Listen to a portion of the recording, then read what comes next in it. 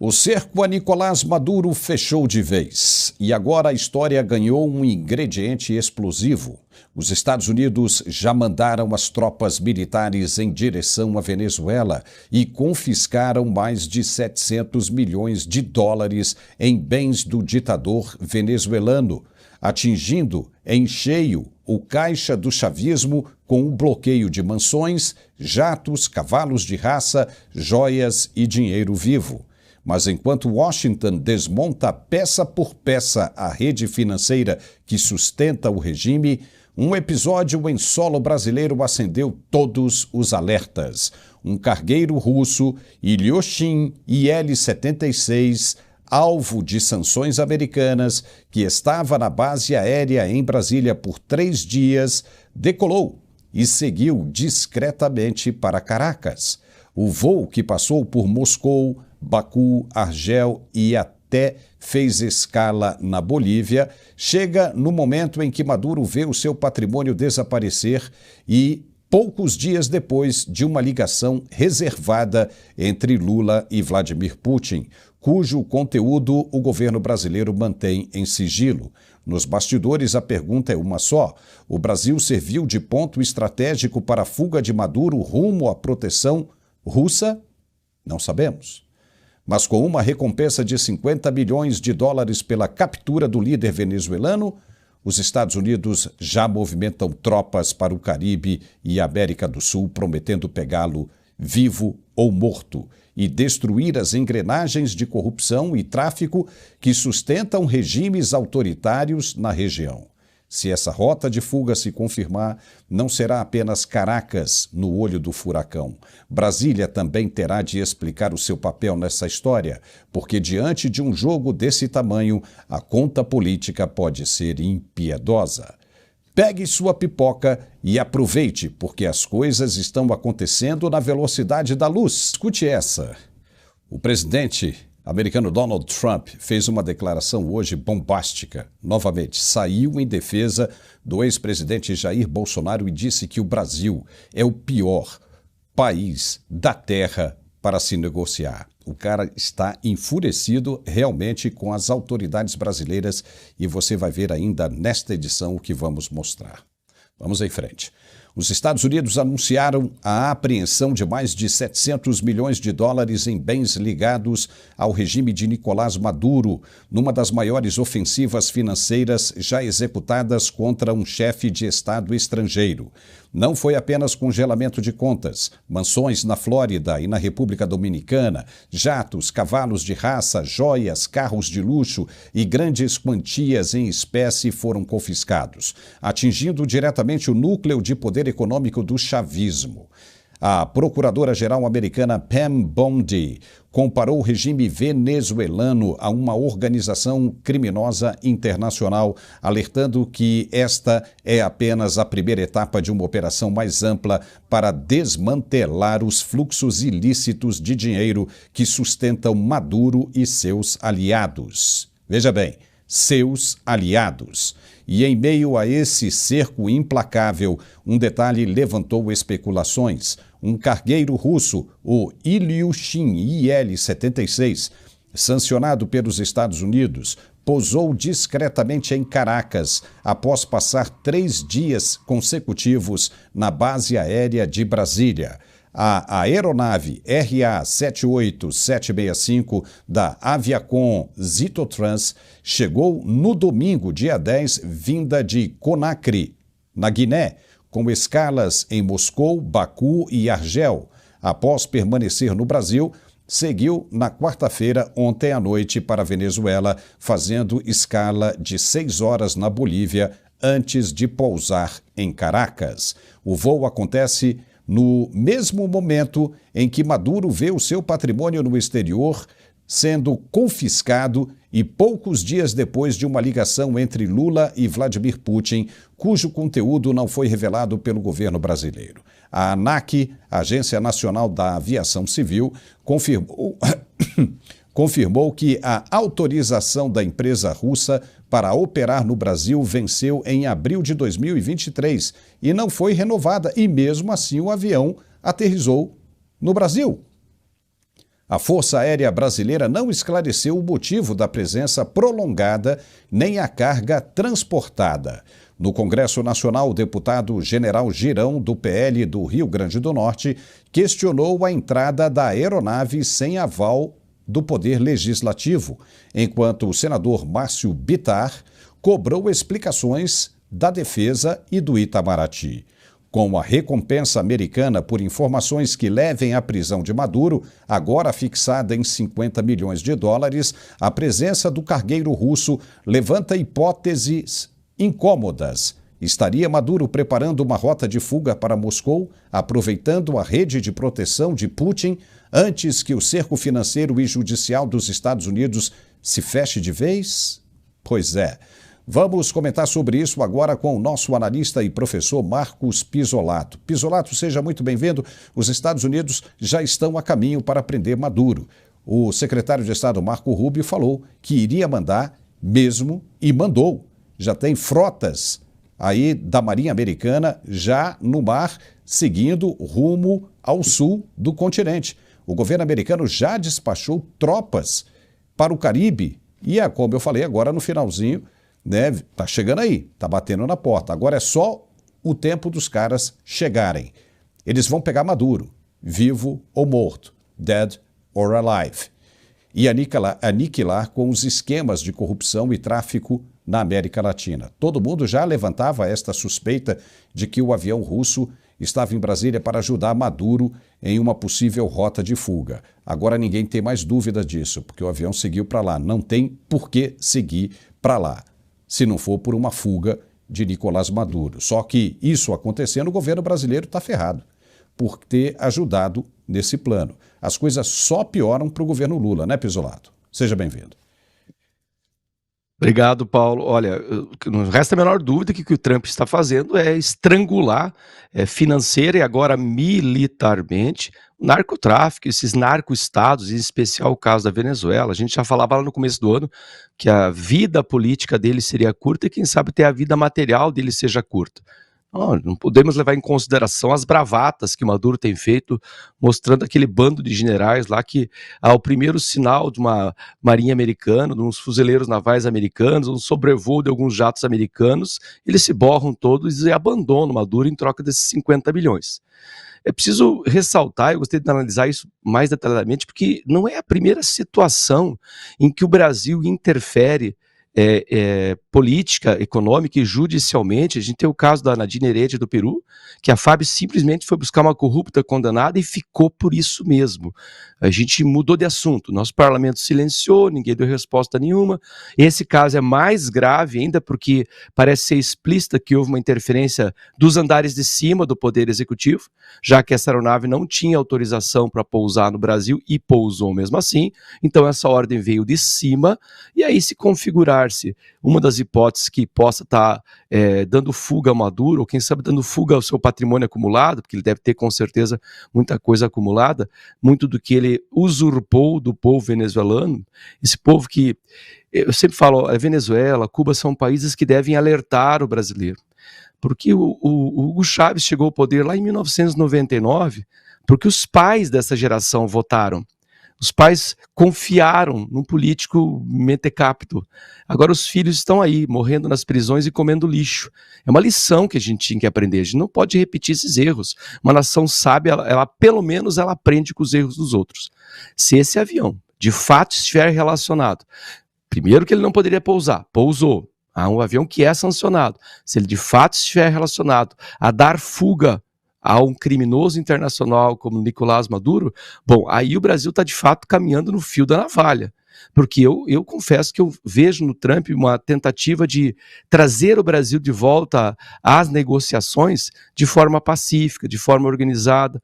Veja quanto ele protelou essas tarifas, o fato de ter escolhido alguns produtos para tirar fora essas tarifas, cerca de 700 produtos que não foram incluídos, a demora em novas leis Magnitsky pesando sobre certas autoridades brasileiras. A gente fica um pouco ansioso, mas na verdade tudo tem caminhado de acordo com a lei, para que não haja nenhuma ilegalidade mesmo nos Estados Unidos, que a Suprema Corte Americana não acabe derrubando essas leis Magnitsky e acabe sobrando para o Trump também. Então o que a gente precisa é ter paciência Só que o Trump dá sinais. Essa semana ele se reuniu com o jornalista Paulo Figueiredo, com o Eduardo Bolsonaro, tiraram uma selfie juntos. A gente não pode dizer que o Paulo Figueiredo é um blogueiro. Ele se reuniu, ele conseguiu fazer o que o presidente Lula não fez. Ele se reuniu com o presidente Trump. O Eduardo Bolsonaro estava reunido com o presidente Trump. E não adianta a gente vir com esse discurso de soberania. Soberania é quando há um país civilizado. Agora, quando um país se aproxima, e o Lula não vai poder alegar isso de maneira nenhuma, porque a internet está aí para isso. Ele vai fazer de conta que não conhece Maduro? Vamos esquecer de Foro de São Paulo, que é de 1990? Vamos esquecer que as Farc foram membros do Foro de São Paulo? Vamos esquecer da dívida bilionária da Venezuela com a gente? Então não há como negar que há uma clara associação ideológica entre o presidente Lula e o regime da Venezuela. Esse avião passando por aqui, Paulo, isso aí é a gente caminhar no fio da navalha de pé no chão. Nós estamos arriscando demais, tudo em nome de uma ideologia falida, como é o caso dessa defesa que Lula faz tanto querida do tal socialismo. Já ferrou, né, Pisolato? Ferrou, e essa turma não percebeu que já foi embora e está aí só o espírito aí vagando, né? Porque o corpo já foi para a vala há muito tempo. Daqui a pouco é só receber o sinal e subir, porque os caras vão vir com tudo mesmo para valer. E o Lula, daqui a pouco nós vamos falar sobre isso também, ainda foi provocar Trump de novo agora, né? Dizendo que tem um relacionamento de respeito com Cuba, né? Sendo que o secretário de Estado, Marco Rubio, disse ontem que também vão entrar em Cuba, vão acabar com essa porcaria toda, né, de que é essa esquerda, né, autoritária dominante na América Latina. Vai varrer todo mundo, porque, de acordo com as informações que os americanos têm, essa esquerda autoritária na América Latina é responsável pelo maior tráfico de drogas que o mundo já viu, né? Matando americanos em solo americano com fentanil. E está todo mundo envolvido nessa história. Então, como é que você vai pegar, né? Começa lá do Panamá, do Canal do Panamá, aqui para baixo, né? Na Argentina, os caras já fecharam, né? O Milei já fechou, aqui não passa, entendeu? Já cercaram pelo Cone Sul. Aí você tem o Panamá, né? O Panamá também está resolvido. Você vem com a Nicarágua, você entra com o Gustavo Petro lá na Colômbia, o Nicolás Maduro, o Miguel Díaz-Canel lá de Cuba. Você tem todo o Foro de São Paulo. Aí o Brasil vai ficar de fora? Você acha que os caras falam, não, Brasil não. Nós vamos mostrar já aqui a fala, depois que eu terminar isso aqui com você comentar, a fala de Donald Trump, dizendo que o Brasil hoje é o pior país da Terra para se negociar questões comerciais. E mais, politicamente também, porque está cometendo uma perseguição política contra o ex-presidente Jair Bolsonaro. Ou seja, é mais um recado. Veja que o homem tem uma reunião nessa sexta-feira super importante com o presidente Vladimir Putin e ainda abre espaço na cabeça dele para falar da situação de Jair Bolsonaro. E os caras no Brasil querem fazer o quê? Querem bater de frente? Vão tomar na cabeça. Os caras já estão descendo. Estavam achando que era brincadeira? Quem vai perder o visto primeiro? Durante todo esse tempo estavam achando que era brincadeira e agora as coisas estão acontecendo e acontecendo muito pior do que muita gente imaginava que poderia acontecer. Você está cheio de porta-aviões já descendo para o sul do continente. E mais uma coisa, viu, Pisolato? Pela primeira vez, nos exercícios militares feitos entre Brasil e Estados Unidos, os americanos chegaram com armamento pesado. Os caras ontem desembarcaram no Mato Grosso os cargueiros C-17 entupidos de armamento pesado para a guerra de verdade. Olha como é que os caras são, né? Enquanto o brasileiro vai com arroz, os caras já estão vindo com a casca. Já sabiam do que iria acontecer e já cercaram por aqui também. Ou seja, se o avião de Maduro tiver que passar pelo Brasil, ele vai ser interceptado nos céus brasileiros. Então, imagine, ou coisa pior pode vir a acontecer e os caras nem sabem. Você lembra aí o que aconteceu com Osama Bin Laden? Né? Os caras foram lá resolver a questão, o que aconteceu com Saddam Hussein, e você acha que tudo isso é o quê? Série de Netflix? Tá achando que isso é roteiro de cinema? Não, papai, isso é realidade. E realidade assustadora. Os caras estão chegando, vão acabar com o que chamam de irregularidade, narcotráfico, essa podridão toda. E quem tiver no nome na lista ali, ó, porque tem um cara chamado Hugo Carvajal, que é o Pollo Carvajal. O cara abriu tudo.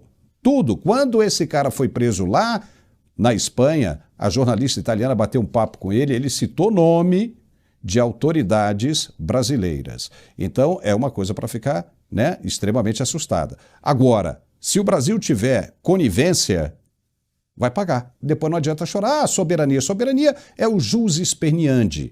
É o cara reclamando porque sabe que fez bobagem, botou a mão ali na fogueira e agora vai sair queimado. E aí ele está esperneando, mas não vai ter saída, né, o Pisolato?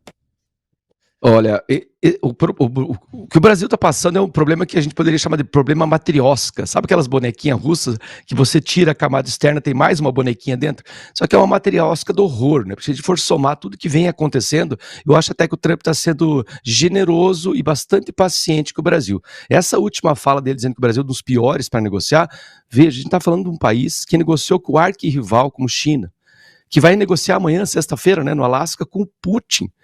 E o Brasil, ele está dizendo, esse é o pior país para negociar. Por isso que eu acho que ele está sendo até generoso, dado todo o somatório de problemas em que o Brasil está envolvido. Claro, porque o Brasil é um importante parceiro econômico.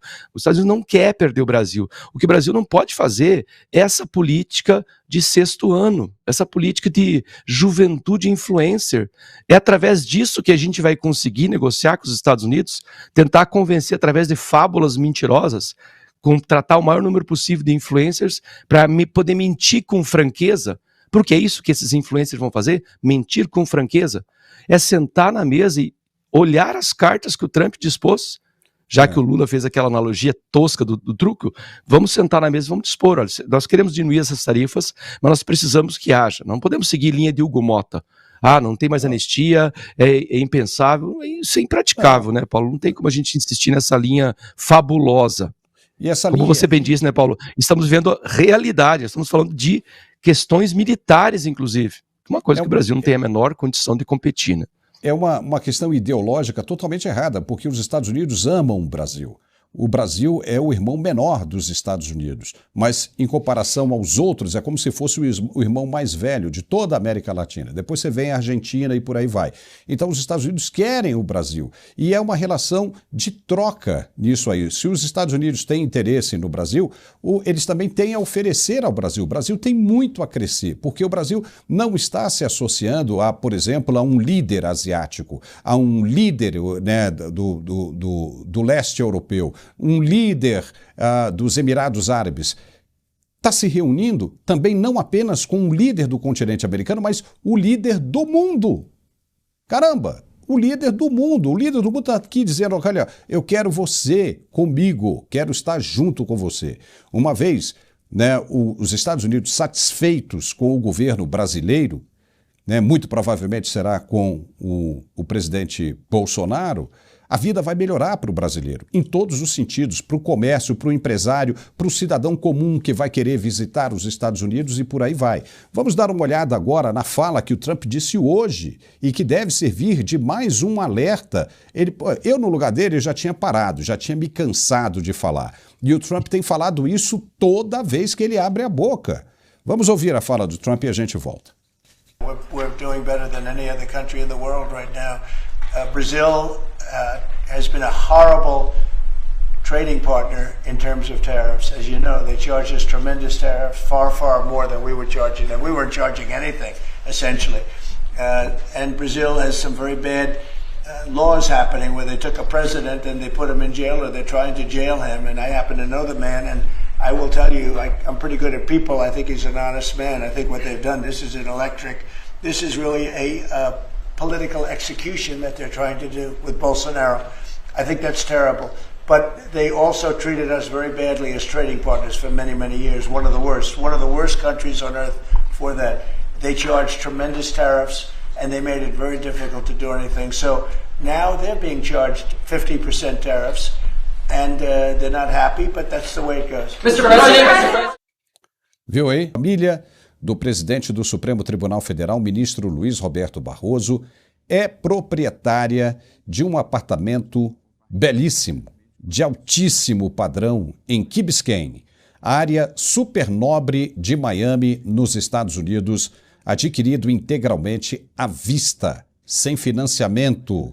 uma em cima da outra, na lata.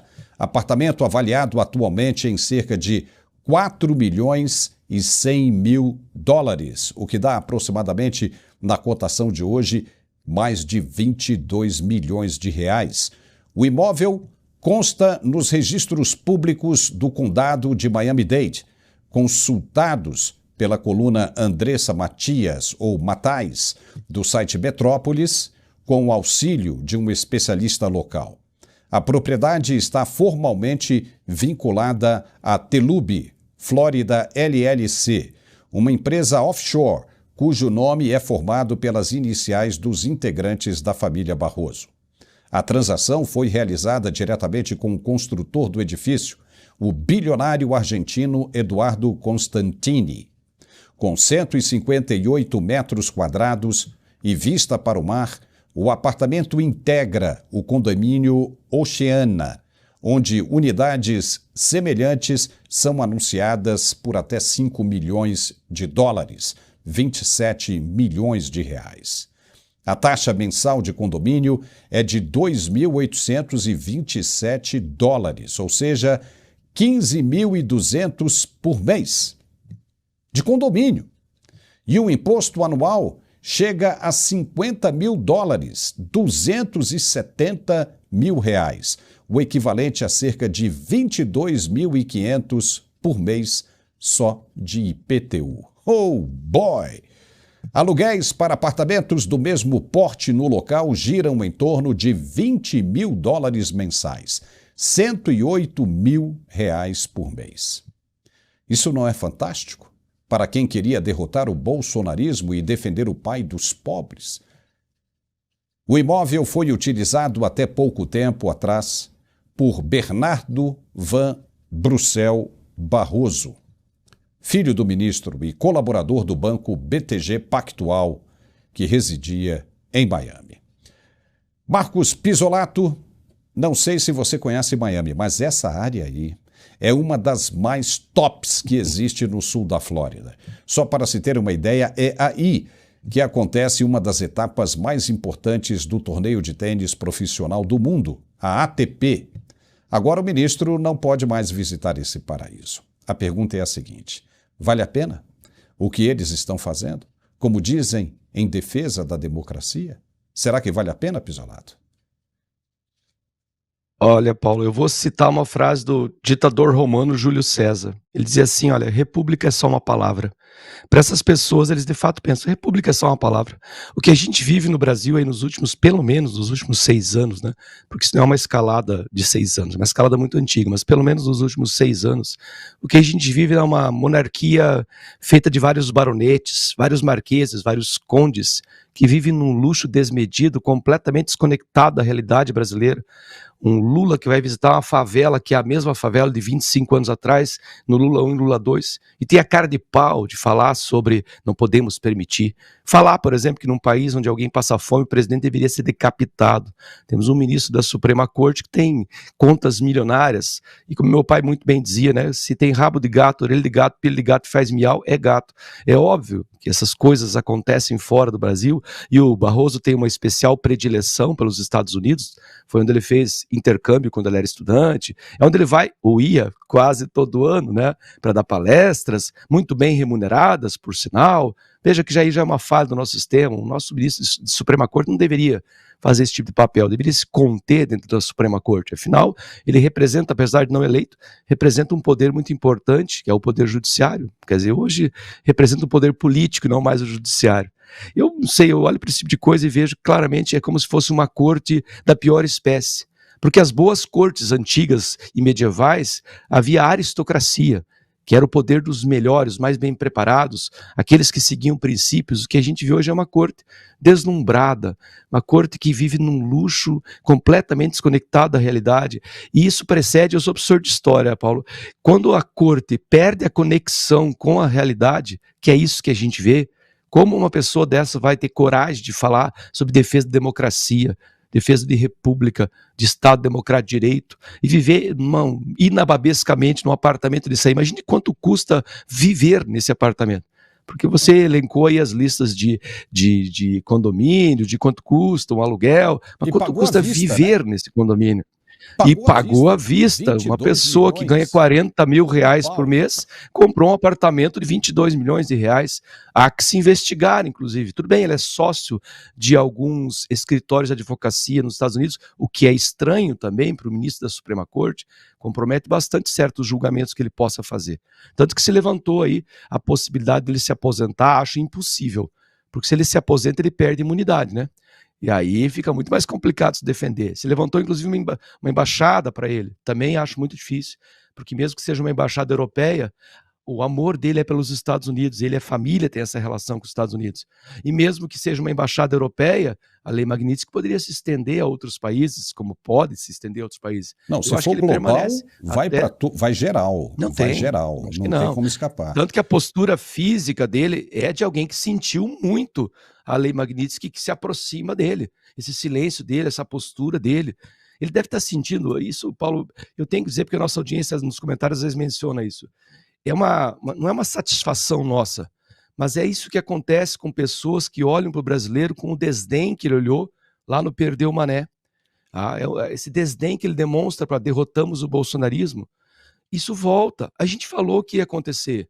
E eles não acreditaram, eles fizeram piada, eles estão na fase da fábula narrativa, e eles estão sentindo, de fato estão sentindo. Depois a gente vai comentar o caso dos influencers, isso já é sinal que o STF sentiu a mão pesada dos Estados Unidos. E os caras estão chegando aí, os Marines estão chegando aí, estão bem ali na esquina. E em plena disputa comercial com os Estados Unidos, o Supremo Tribunal Federal deu um outro tiro no pé, dá para acreditar? Como se nada estivesse acontecendo no país. Não dá para entender a desses caras. Deu sinal verde para a cobrança de um tributo extra sobre serviços de streaming, atingindo diretamente plataformas como a Netflix. A própria empresa estima que o novo imposto vai gerar um impacto de cerca de 400 milhões de dólares nos custos Brasil. E, inevitavelmente, essa conta vai ser repassada para o bolso do assinante brasileiro. Claro que vai. A contradição é evidente. Enquanto o governo americano defende com unhas e dentes suas big techs, blindando-as de concorrência desleal e criando barreiras para proteger o seu mercado interno, o governo Lula faz justamente o contrário. Em vez de adotar políticas que reduzam o peso sobre o consumidor e incentivem a inovação, escolhe justamente aumentar a carga tributária sobre serviços digitais amplamente usados no país. É mais imposto para o brasileiro, menos competitividade para o mercado e um recado claro de que a prioridade é arrecadar, não aliviar. E vem como uma resposta para o tarifaço de Trump, como Lula prometeu. Lula disse, nós vamos taxar as big techs. Tudo isso como se fosse machucar o americano, Donald Trump. Para piorar a situação, no mesmo dia, Lula assinou um decreto com medidas de reciprocidade ao tarifaço. Uma reação que soa mais como um gesto político para o público interno do que uma estratégia comercial capaz de reverter o prejuízo causado pelas tarifas impostas por Donald Trump. Enquanto isso, o contribuinte paga duas vezes, como consumidor, que terá o serviço mais caro, e como cidadão, que arca com as consequências de uma política econômica que não protege o seu interesse. E, como resultado, vamos ter assinaturas mais caras, queda no acesso e um país cada vez mais afastado das melhores práticas de competitividade no setor digital. Exatamente o oposto do que o Brasil precisaria para crescer e se integrar de forma inteligente à economia global. Pisolato, o governo Lula agiu com birra e cometeu um erro grosseiro, crasso, penalizar as empresas digitais americanas em um momento como esse. Não foi uma boa ideia. E o Supremo embarca nessa. Foi pior ainda sendo que o ministro presidente é Luiz Roberto Barroso, que quer voltar aos Estados Unidos. Ele ainda não foi sancionado com a Magnitsky. Por enquanto, é só uma suspensão de visto que pode ser revertida, mas o cara é o presidente do Supremo. E endossa uma atitude como essa. O que você achou? Olha, Paulo, a primeira tua análise foi perfeita, é bem isso mesmo, né? Uma desproporção que provavelmente vai ser utilizada em campanha. Vai ressuscitar um outro antigo fantasma de que estava no guarda-roupa, que é o Lula representa a luta contra o malvadão imperialismo norte-americano. Nem que para isso seja preciso sacrificar todo o povo brasileiro. Ou seja, a vaidade do presidente da República é muito maior que sua competência política. Não é nessa direção. Aí eu citei antes um tirano que era o Júlio César, vou citar outro, para o qual muitos desses aí têm afinidade. Vou citar o Lenin. O Lenin dizia que para esmagar a burguesia num processo revolucionário que levasse ao socialismo, era só moer as empresas, a burguesia, a indústria, nesse caso aí as indústrias digitais, moer com as pedras da inflação e dos impostos. É uma receita tosca que não deu certo em lugar nenhum do mundo. Em vez de você baixar e estimular investimento, e olha, é muito parecido, né? Semana passada a gente estava aqui anunciando que a Apple ia repatriar algumas fábricas e investir 600 milhões de dólares nos Estados Unidos. Agora o Lula cria uma taxação que vai causar a essas empresas 400 milhões de custo. E claro que isso vai ser repassado de alguma maneira aos consumidores. Portanto, vai diminuir geração de riqueza. E o STF servir a esse papel de uma espécie de puxadinho político para garantir a arrecadação para o governo, que é um governo que já está quebrado financeiramente. Eu até estava anotando alguns números para a nossa audiência, não quero assustar, mas os números são de fato assustadores. A nossa dívida pública já está em 7,8 trilhões. Então não vão ser esses 400 milhões de Netflix aí que vão ajudar em alguma coisa. Só de juro dessa dívida pública, o Brasil já paga quase 1 trilhão. Só de aluguel de carros esse ano o governo já gastou, este ano, Paulo, 579 milhões de reais só em aluguel de carro para o governo federal. Só em viagens, não terminou o mandato ainda, hein? Só em viagens o governo Lula já gastou, eu vou falar bem devagar para o povo entender, é 5 bilhões, com B, 5 bilhões em viagem, mais que todo o governo Bolsonaro. Então imagine até o final do ano que vem com as campanhas. Ainda tem 300 bi acima da meta fiscal, já estamos quebrados na meta fiscal em 300 bilhões. Então, tudo isso vai ser cumprido com esses impostos? Não vai, isso aí é aula de economia básica, Paulo. Como que alguém cobrando mais impostos vai aumentar a arrecadação? Vai diminuir riqueza, gente, e vai estourar na mão de quem? Por mais que a grande economista Janja da Silva diga que não, esses impostos são só para as pessoas jurídicas, não são para o consumidor. Gente, isso é de uma simplicidade tosca, a nosso custo, inclusive, né, Paulo? Não, e é o seguinte, né? Todos nós sabemos que essa taxação das Big Techs é em resposta ao tarifaço de Donald Trump, porque o Lula disse isso, né? Birra, como você falou, birra. Né? E eu ia falar o seguinte, que tudo agora, né, ninguém fala mais em milhões, é tudo bilhões, com B de absurdo. O presidente do Supremo decidiu recorrer a uma estratégia pouco usual. Convocou um grupo de influenciadores digitais para participar de reuniões e eventos voltados a melhorar a imagem do STF nas redes sociais. A iniciativa, segundo a apuração de bastidores, busca criar uma narrativa mais positiva sobre a atuação da Corte, que enfrenta altos índices de rejeição e críticas por interferência em assuntos políticos e legislativos.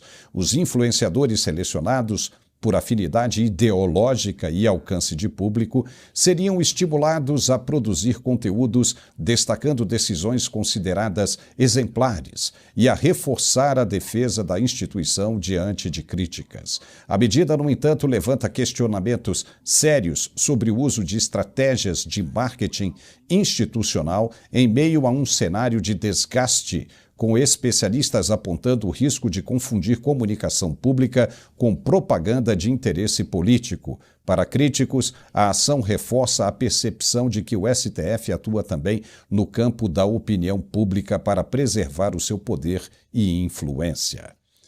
Pisolato. Milícia digital, né, papai? Milícia digital. Agora imagine se fosse a dona Michele convocando os influenciadores, ou Bolsonaro, milícia digital, né? Iriam dizer. A Janja já escalou um monte de influenciadores, com aquela imagem dela percorrendo aquela mesa retangular, infestada de influenciadores. Agora também tem essa aí, né, do ministro Barroso, né, chamando os influenciadores para passar a mensagem deles. Então veja, se isso não é o mesmo argumento da milícia digital. Das duas, uma agora. Ou coloca o ministro no inquérito das fake news e milícia digital, ou encerra-se agora essa questão, esse processo de milícia digital, que já dura 6 anos. É ou não é? Olha, Paulo, tem tanta coisa errada nessa história aí que a gente não sabe nem por onde puxar o primeiro fio da meada, né? Por que uma corte que não é eleita, não precisa de opinião pública ao lado dela, precisa de propaganda? Bom, meu pai me dizia que quando a propaganda era muito intensa é porque a qualidade era baixa. A melhor prova de um governo, ou no nosso caso atual, um desgoverno, seriam os números. Só mostrar saldo positivo, empresas estatais dando lucro, corte de gastos, infraestrutura sendo produzida, melhora nas universidades. A gente vê o extremo oposto disso. Então, a propaganda vai ser uma cortina de fumaça.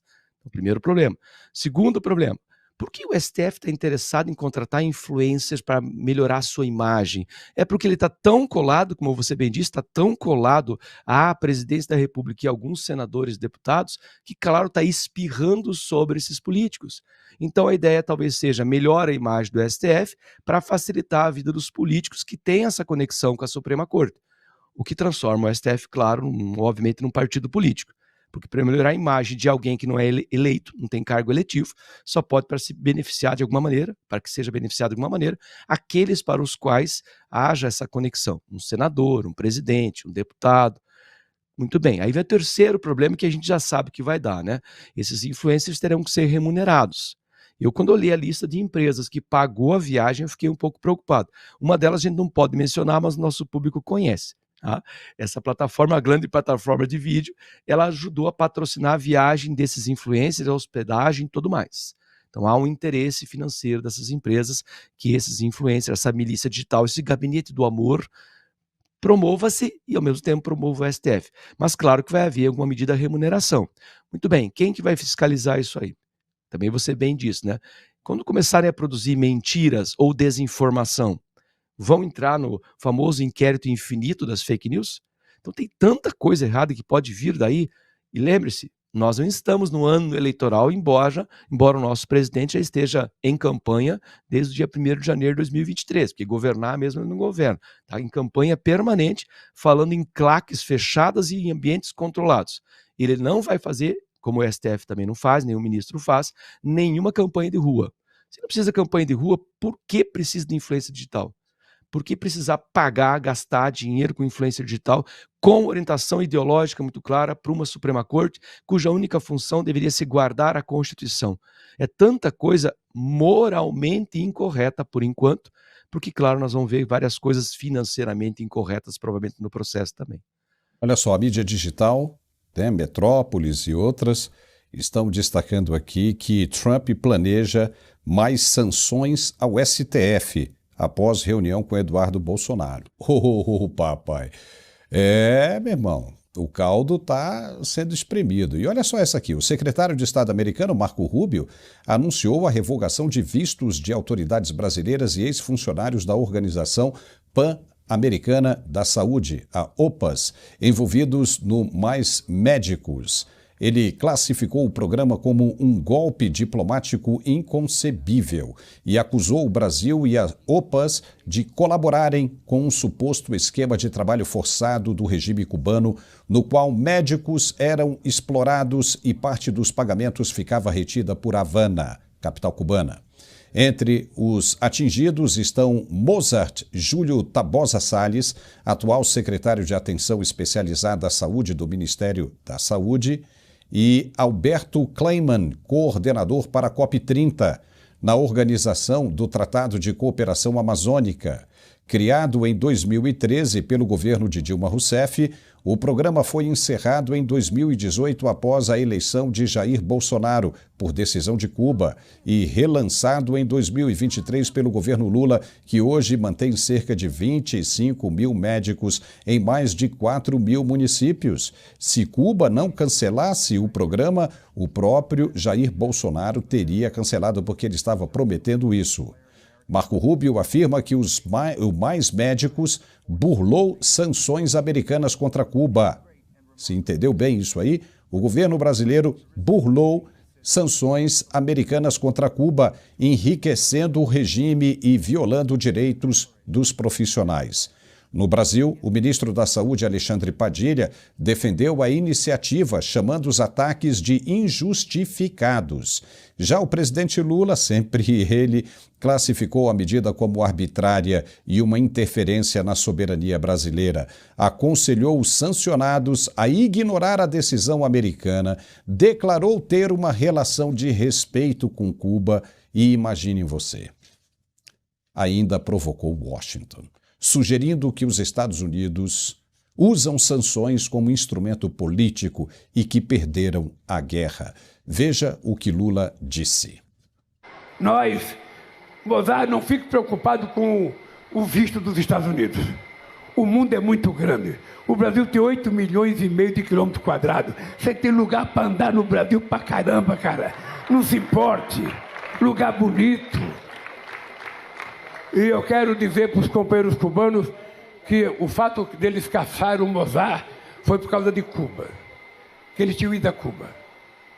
Então é importante eles saberem que a nossa relação de Cuba é uma relação de respeito a um povo que está sendo vítima de um bloqueio há 70 anos. Há 70 anos. Hoje estão passando necessidade. Estão passando num bloqueio que não há nenhuma razão. Os Estados Unidos fez uma guerra, perdeu. Aceite que perdeu e deixe os cubanos viver em paz. Deixe os cubanos viver a sua vida. Não fique querendo mandar no mundo, ele não é imperador, gente. Ai, caramba, né? Parece que só faltou ele fazer um alvo assim, sair na porta ali do Palácio da Alvorada, abrir os braços e falar: acerta em mim, acerta em mim. Nossa, isso é muito sério. Num momento como esse, o que essas pessoas imaginam, Pisolato? Que vão se dar bem? Acham que isso tudo vai terminar bem? Veja, primeiro que Donald Trump entende o ministro sancionado Alexandre de Moraes como uma meta a ser cumprida. Eles querem tirar o ministro Alexandre de Moraes de onde ele está. E se o ministro diz que não vai sair, isso soa como mais uma provocação, uma instigada no ímpeto de Donald Trump. Então ele vai até o fim. E o americano, quando traça uma meta, ele não desiste até atingir o seu objetivo. E você falar não é como se você estivesse provocando. E o Lula é o segundo dessa história. O Lula é um provocador nato. Acho que essa turma toda tinha que segurar e falar: não dê mais microfone para o presidente brasileiro, porque quando ele fala de improviso, ele só piora a situação, Pisolato. Só piora a situação. Os caras estão vindo aí para limar Maduro, eles vão levar Maduro vivo ou morto. Vão levar. Vão entrar em Cuba e vão resolver a questão. Muito fácil, no estalar de dedos. E se essa turma estiver pensando que tem China, que tem Rússia, que tem Irã, que tem Coreia do Norte para ajudar, esqueçam. E os caras estão lá, enfiando o dedo no dente cariado, Pisolato. Tem chance disso acabar bem? Olha, Paulo, já está mal, né? Como eu falei antes no primeiro comentário, o Trump está sendo bastante paciente com o Brasil. A gente vê pelas falas dele que talvez essa paciência já esteja num limite assim para lá do aceitável. Isso que a gente ouve do Lula, eu já diagnostiquei ele aqui há algum tempo atrás, andei conversando até com uns amigos médicos. Esse fenômeno que o Lula demonstra nas suas falas é típico de histeria mesmo. Ele está desconectado da realidade. De fato, ele acredita no que ele está falando.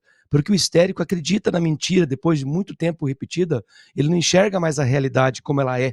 Ele vai sentindo a realidade. Ele, de fato, acha um grande herói, salvador, combatedor do mal americano, que é nada menos do que a contradição moral típica da esquerda. Especialmente o PT e seus asseclas, eles operam em dois modos, né? É o modo falar besteira e fazer besteira, e ainda na clave do dane-se, porque quem está envolvido nisso é o povo brasileiro. Essa claque que fica aplaudindo em torno não faz ideia do que é o programa Mais Médicos, que está sendo revelado, aliás, está sendo revelado há algum tempo atrás já. Agora apenas os Estados Unidos estão escrachando para o mundo o que é o Mais Médicos. É trabalho escravo, eu secundo o que a Maria Elvira Salazar falou, a deputada republicana. É trabalho escravo, gente. O Brasil pagava, em média, R$12 mil cada médico desse cubano que vinha para cá. O médico ficava com apenas 25%. 80% é para o governo cubano. É aí que o Brasil estava driblando a sanção econômica. Era um jeito do Brasil enviar dinheiro para Cuba. Então, dos 12 mil que o médico deveria receber, ele só recebia 3 mil, e o médico não sabia que estava assinando esse contrato, assinando entre aspas, tá? Porque ele era forçado a vir para cá, porque lá em Cuba ficavam os parentes sequestrados. E aí, quando o Lula fala assim, respeita o governo cubano, pelo amor de Deus, gente, como é que um presidente vai dizer que respeita uma tirania, uma ditadura, que tinha fuzilamento em paredão, que sequestra familiares? Quando um atleta sai para uma competição internacional, membros da família ficam. Se esse sujeito resolver fugir, a família paga o preço lá. Como é que eu vou respeitar uma coisa dessa, gente? É discurso para claque ensaiada, para claque contratada, só pode ser isso. Porque não vai colar, como você bem disse. A gente está muito próximo de algo perigoso. Eu lembro que algumas semanas atrás, um deputado americano, agora me fugiu o nome, disse que não estava descartado nada com relação ao Brasil, nem mesmo intervenção militar. Porque a gente pode chegar num ponto, claro, aqui eu estou extrapolando, a gente pode chegar num ponto que nosso Biden tupiniquim, o Lula, acabe tendo um comportamento que provoque essas forças militares. Porque vai acontecer, essas forças que estão chegando aqui no Mar do Caribe estão chegando para combater o narcotráfico. E há vários governos latino-americanos que financiam, que protegem e que foram chegados ao poder graças ao dinheiro do narcotráfico. E aqui não estou levantando nenhuma suspeita, mas é bem provável que haja muita política nacional envolvida com o narcotráfico. Porque eu vou lembrar, quando foi inquirido ao Brasil se o Brasil declararia os grupos de crime organizado do Brasil como terroristas, o Brasil se negou. Ué, por que se negar a um maior policiamento, um maior ataque ao crime organizado? Só se você tiver algum tipo de relação com ele. Então, você bem falou aí, Paulo, que as coisas estão começando a caminhar numa direção que nenhum de nós quer. Eu sei que muitos começam a pensar assim, mas que venha de uma vez e que tirem esse governo à força. A gente não quer isso, porque isso é terrível para reconstruir uma nação.